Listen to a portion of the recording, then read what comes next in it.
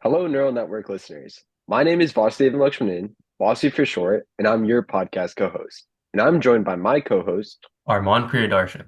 Today we'll be joined by Dr. Vasanth Sarathy, an esteemed professor at Tufts Computer Science Department. Dr. Sarathy, would you like to introduce yourself? Sure. Thanks for having me on, Arman and Vasu. It's very exciting to be here and talk about AI. Again, my name is Vasanth Sarathy. I'm a research assistant professor in computer science at Tufts University, which is just outside of Boston. And my research focus is in artificial intelligence and at the intersection of artificial intelligence and natural language processing. Uh, c- Specifically, I'm focusing on human reasoning. I think that that's, to me, a very fascinating field. And that's kind of where AI would need the next big step. no, sounds cool. Could you talk about like what motivated you to pursue your primary research interests? For sure, for sure. So I had a very circuitous path to where I am right now, and I can talk a little bit about that if that's of interest. I have a background in engineering, in electrical engineering. I got my master's at MIT, and then subsequently I switched careers entirely, and I went into the legal field. I became a lawyer, and I worked at a law firm. I went to law school, and I worked in that area as intellectual property law for almost 10 years. And it was very enjoyable. And it was lovely to work with a bunch of different inventors coming up with really cool technical ideas. But a couple of things, sort of came up. One of which was I started to miss some of the science. The inventors were creating really cool stuff, and I kind of wanted to be part of that. But also, it made me think a lot about the creative process in your mind and about how people come up with ideas in the first place. And to me, that sort of question, almost like a cognitive science question, of where do ideas come from and how do humans generate them and then execute on them, absolutely fascinated me. And so at that point was when I said, you know what, I don't want to go forward. I want to try to pursue this career path a little bit and see how that goes. So I came back to school, went and got my PhD in computer science and cognitive science, exploring these very questions. And, all of these questions are at the very fundamental basis of artificial intelligence itself.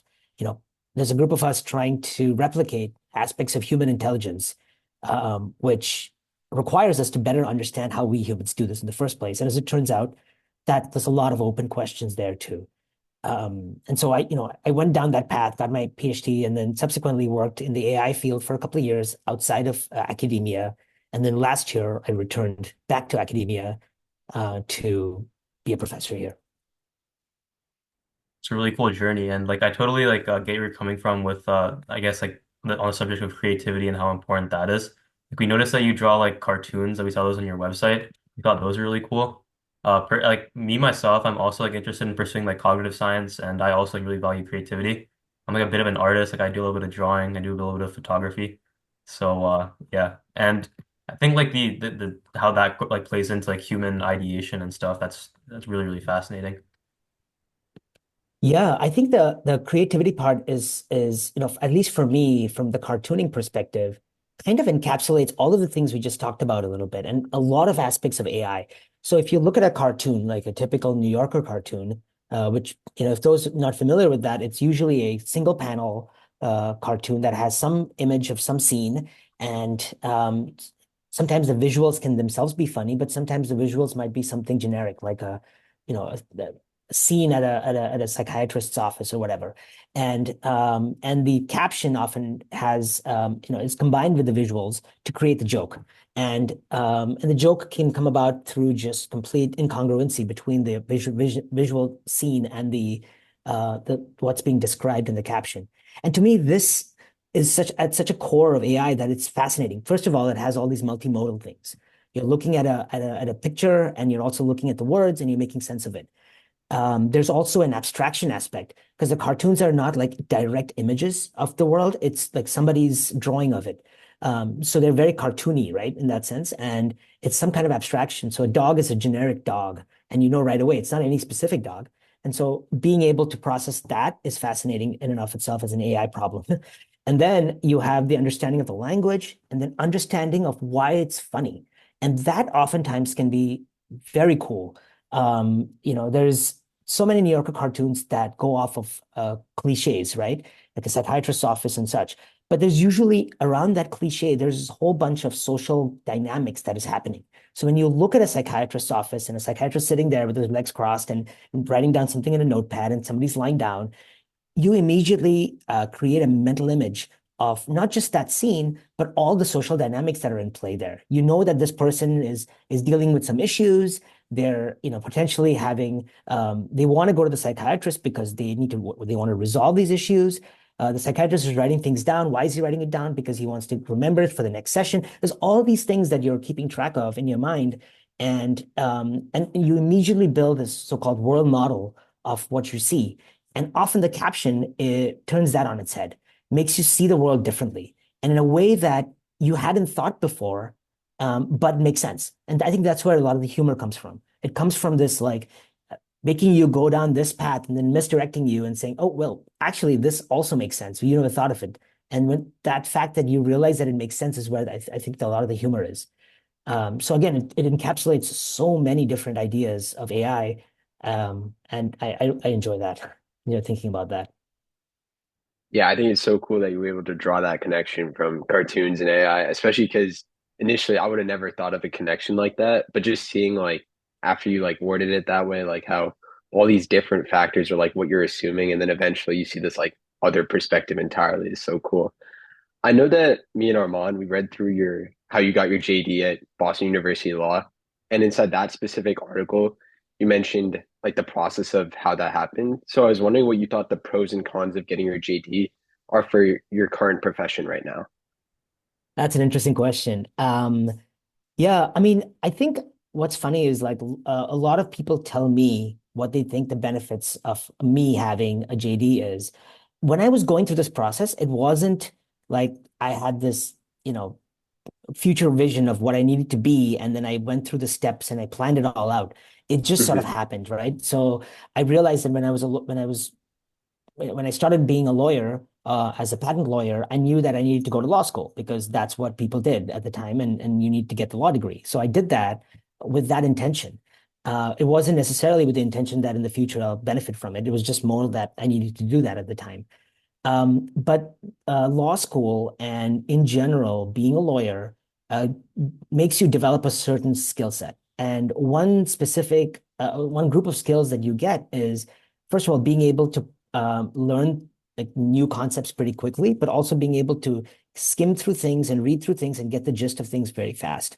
So, like reading lots of cases, you get a sense for what the facts are about this case and why they're similar to another set of facts that you may need to apply in a legal setting. So you improve your ability to do that, to read better. You also improve your ability to write better. A lot of legal writing is very formulaic, is very mathematical. In the law world, there's this whole notion of writing what's called an IRAC or IRAC, which is the you have this way of structuring a paragraph where you have your initial take of what the issue is, I for issue, then you have rule, R for rule, application, and conclusion. And the idea being that there's some rule that's applicable to this fact pattern, and there's an issue associated with it, and you apply the rule or the case to the current situation, and then you draw some conclusion. So you're building an argument, and the way you build the argument is very formulaic. But as it turns out, that's a good way of writing in general. Because at the end of the day, when you're writing in scientific literature, you're still persuading somebody. You're still discussing with them what problem it is that you're solving and how you're going about solving it. So I think that the writing styles are, although different in its domain, actually have a lot of commonalities, I think. And so I think my writing was helped with that in general, that was able to translate to the scientific world as well. But also, I think that, which I think is something that computer science programs everywhere are doing now more and more, is incorporating more of the humanities into the CS world. And I think that's very, very important and maybe even understated, because I think that it's not just about building cool tools, building, the latest AI tools for latest application, but it's also thinking about the fact that these things are going to be applied and deployed in society, with humans involved. And there are consequences to that. Now, the consequences may not always be dire. It's not like you're putting these in weapons or whatever, but sometimes the consequences can be much more minor, but they still have consequences. And to think through that, I think having a humanities connection is very useful. And I think for me, the legal connection provided that sort of humanities kind of angle to thinking about AI and thinking about CS and generally technology building. And to go one step further, I actually have ended up using my legal background to do specific research things. So, for instance, there's a paper that I wrote a few years ago about the notion of consent. Now, consent it has a deep meaning in the law of torts, which is the law of injury. And there's this whole notion that um, when you participate in certain activities, you provide people consent. So, for instance, when you're playing hockey, you're allowing people to hit you. That's not, but otherwise it would be a crime to hit somebody, right? It would be or in some instances, depending on the context, it may or may not be a crime. And so I think that but you're providing implicit consent in that case to be able to allow the other hockey player to hit you. So it's very nuanced. And once you start getting into the law, it's very fascinating to see when it applies and when it doesn't. And again, this is a case where you have robotic systems and AI systems embedded in society that maybe, an AI waiter, for example, right, or a robotic waiter, they're going to have to know when to take your plate and when not to take your plate. Did you say it was okay that you were done? Maybe you drank your drink and you left it on the bar to go to the bathroom and you're not done yet, but your bag is still there and your chair is kind of still kind of, off. It's not perfectly put back in place. And so a human waiter would see that and realize immediately that this person isn't done yet and probably doesn't want their, drink taken away.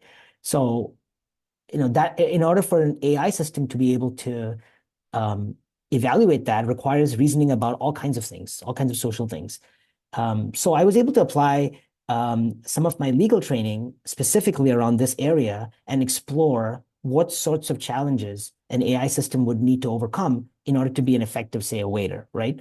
And so I was able to use that training specifically for that. And more recently, I've been doing a fair amount of work in a subfield called computational argumentation, which is all about how humans make and evaluate arguments that we make with each other. And so the question is, how can AI systems do that well? And specifically for arguments, in order for me to convince you of something, it's not just the content of what I'm saying, but I also have to have a model or understanding of how you think so that I can convince you the right way. Maybe Armand, you have some knowledge about the thing that I want to convince you about, and maybe you already are partially convinced. And so I don't have to do as much work. Whereas Vasu, you might need more convincing because you have an alternative view. And so it's totally different arguments that I have to make for you guys to convince you of the same thing. And so these are, again, very complicated reasoning challenges where I think that a legal background and a philosophy background will actually be very helpful as well. Absolutely. You touched upon the fact that that legal background helped you with your technical writing. I know that me and Armand this year we had our STEM class, and inside that we had to develop a research paper. And so, although it's not a perfect parallel, I've been doing debate for 2 years, and I found that that logical form of writing definitely helped me when I transferred to STEM, especially a field that like prioritizes being concise and to the point. So I really thought that was interesting. Armand, do you want to touch upon Dr. Heffernan's interview that we had like all the way back about AI and humanities intersection? Yeah, sure. So, I think the cool part about cognitive science is that it kind of has like this common thread of intelligence, and it ties it between so many different things, from like machines to humans to like literature. I think that's what makes it like so cool. I think like for me, like before this year, I really had like a kind of a precedence on like STEM, but I think like Mass Academy is kind of a STEM school, and going to that STEM school kind of like made me like remember like how nice like having your own history class and having like an English classes. I think like the philosophy aspect of cog sci, as well as like tying in the humanities, is a really important thing to consider, especially with AI. Because like along with all everything that's being developed, you have to take into consideration, like as you mentioned, the social aspect, as well as like ethics and bias and stuff like that. So I think having an idea of philosophy is like really important in terms of being a developer in that field. Yeah, and as and just to add to that, as AI researchers, typically, we try to formalize things mathematically. So any concept that we have, ethical concept, fairness, transparency, all of these ethics concepts, bias, we attempt to formalize them so that we can apply our technical skills and write algorithms and make neural net architectures, for instance, optimize over those specific, mathematics that we have created, or those concepts that we have. So you want to make something more fair. Well, you might have to decide what fairness even means, and then in that scenario, and you might have to figure out a way to make that operationalize that, as it's called, in mathematics, so that you can actually make it work for a machine. And we try very quickly to go into the mathematical world so that we can then use our skills to apply it. But that translation from the social world, social concepts to the mathematical concepts is very important. And having a humanities background, I think, or not even a background, but just sort of a humanities connection, or people you collaborate with who have that humanities background is really important, because they'll push on that, right? They'll push on, did you translate that correctly to mathematics? Did you ignore something that's actually really important in the definitions? And that is going to actually end up playing a big role, because otherwise we're just operating in our little mathematical worlds and ignoring everything else out there because it's simpler. And on like the subject of interdisciplinary collaboration, so we also noticed that you're like a member of like the Tufts like Human Robot Interaction Lab, and we were kind of like wondering how like your interest in like NLP and like social AI kind of tie into robotics and what kind of role you Yeah, have there. yeah. I mean, I've worked extensively with the robotics folks at the HRI lab, and there are a lot of the issues that they are interested in are questions about how embodied robots, that is, robots that are present in the physical world, can better interact with humans. Now, we don't have that as much in the world. I mean, there's a couple of Roombas, in the real world that people use, but for the most part, society is not really interacting with robots like we are, say, with the Alexas and these disembodied systems, right? And so the question about robotic systems gets more interesting because the fact that they're situated in the real world makes it so their inputs are so much richer. They have first of all the whole world to deal with in terms of just visually, multimodally, and they have to deal with all kinds of human interactions. They have to deal with a lot of subtleties that we humans detect pretty easily. Even a simple task like holding open a door has so much nuance to it again, right? It's like you hold open a door, and you might hold open a door for one person to pass through, and then the second person passes through, and then lots of people pass through. At some point, you're getting annoyed because they're holding this door and no one's taking it over, right? That has a big social component to it. Whereas if this was a line of children, you'll be happily holding that open because you know that they're not going to necessarily be able to hold the door open or whatever, right? And so there's all these social things. And once you have robots in the real world, they're going to have to deal with all of that because they're the ones physically holding open the door. And so it gets very interesting. I mean, the social norms that we assume, without even speaking about them, like the ones I just mentioned with the door opening, are so rich and so much more difficult in a robotic context. So I was very interested in that. I'm also interested from natural language perspective, more specifically, which is the idea that when you understand language, you try to understand what the person is saying, but in a robotic context, it's often in a room or in a situated circumstance.